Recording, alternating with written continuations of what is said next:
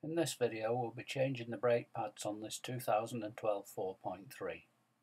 It applies to all models from 2006 right up to 2012, and it's probably good enough to apply to the 4.4 models as well. I've previously removed the wheel after jacking the vehicle and placing it onto an axle stand.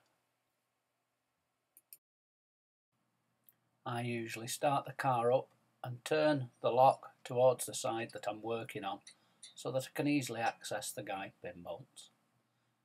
Use a 14mm spanner to undo the 2 bolts on the guide pins.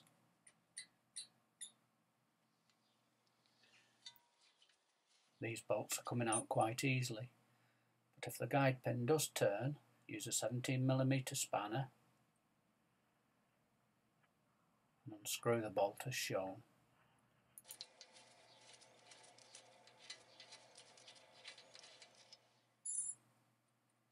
Wriggle the caliper or use a screwdriver to loosen it up and place it up on top out of the way. Now you can see the pads, the outer pad. You can see the shim on the pad and the stainless steel clip at the top. The inner pad, again with the stainless steel clip at the top. See the mark where the piston's been. Use a small wire brush to clean out the stainless steel holding clips.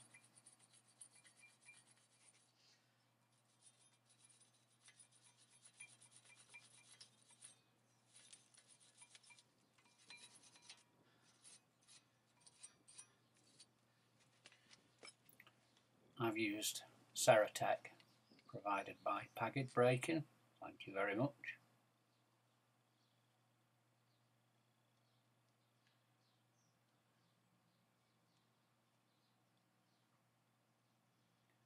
The pads that I've used for this have come from the Toyota dealer with a genuine Textar material, as fitted from new.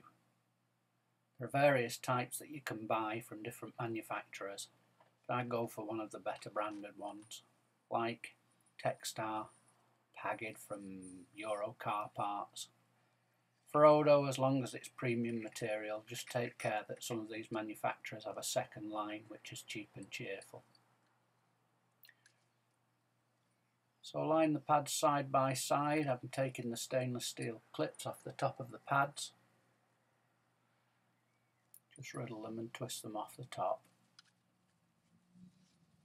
And then take the shims off. Keep them to the relative sides so that you know where they go to.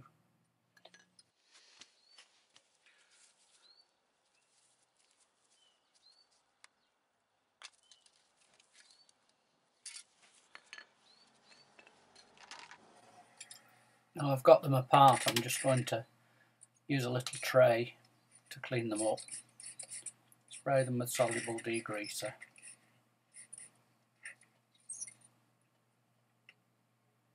You won't get the staining off the shims, but you will get all the dust and wear debris off.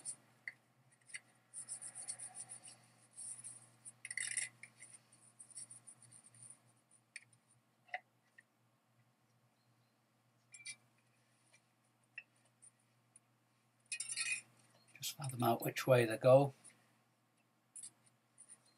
Stainless steel shim first.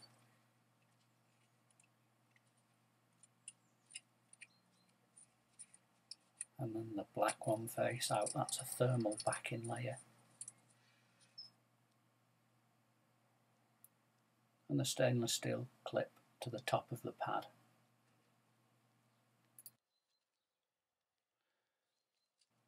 Good, that's those. All prepared, ready for assembly. I just want to show you this caliper. It's important that you check that the rubber dust cover has gone back to its original position. I use a G-clamp to push the piston back in slowly. And occasionally what happens is you get air trapped inside the gator and it'll blow up like a little blister. If that happens, you need to get a small screwdriver down the back of the gator and let the air come out. If you don't, it'll get trapped, then it'll split, and in no time at all the caliper will be ruined. So, time for some reassembly. Put the inside pad in from the back first and then twist it in towards the front, and then the outside pad. Clip first.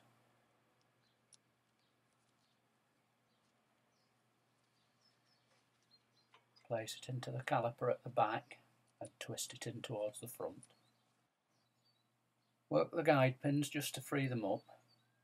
I won't be taking them out at this stage, I'll save that until I replace the discs at the next pad change.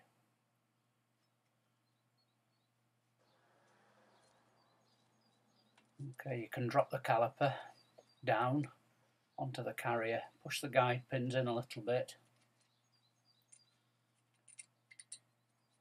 and fit the guide pin bolts.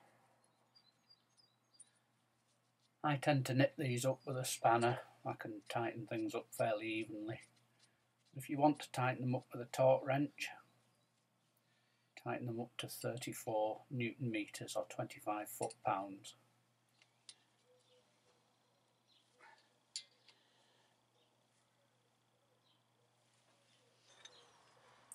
Just show you that you can hold the back nut again if you need to do.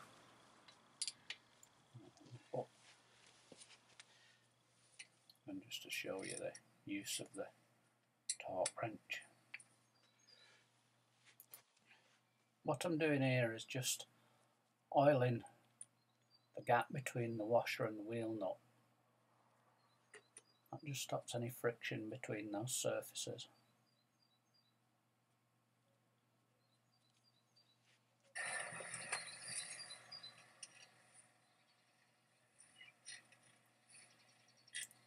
Oil the wheel studs.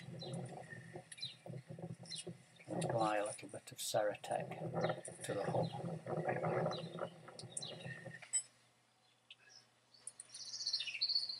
These are the summer wheels and tyres going back on.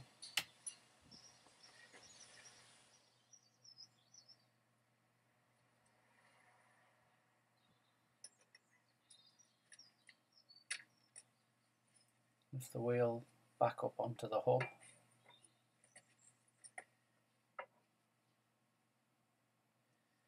I usually start with a locking wheel nut, run it in with my fingers just to make sure that that wheel's aligned properly.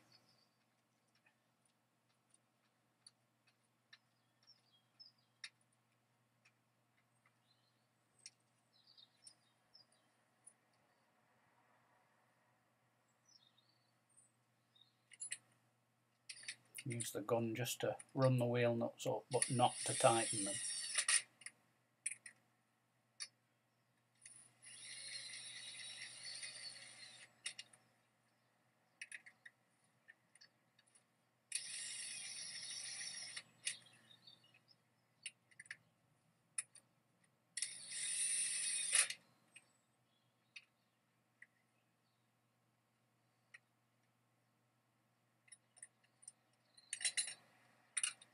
Okay, with the torque wrench you can get a better feel of the nuts.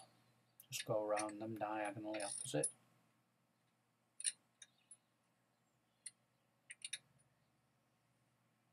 And once they're snugged up, you can let the jack down just enough to hold the wheel firmly. I did used to have a puck for that jack, but it got stolen. I'm not too worried about that. I'll steal it back the next time I go and see Big Kev. And a few more parts from his dashboard. Right, final nip up of those wheel nuts. Up to torque to start with. That's 103 Newton meters or 76 foot-pounds. Once you've done them, just go around and double check that they're all up to spec. Once you've finished, remove the axle stand and let the jack right down. Job done.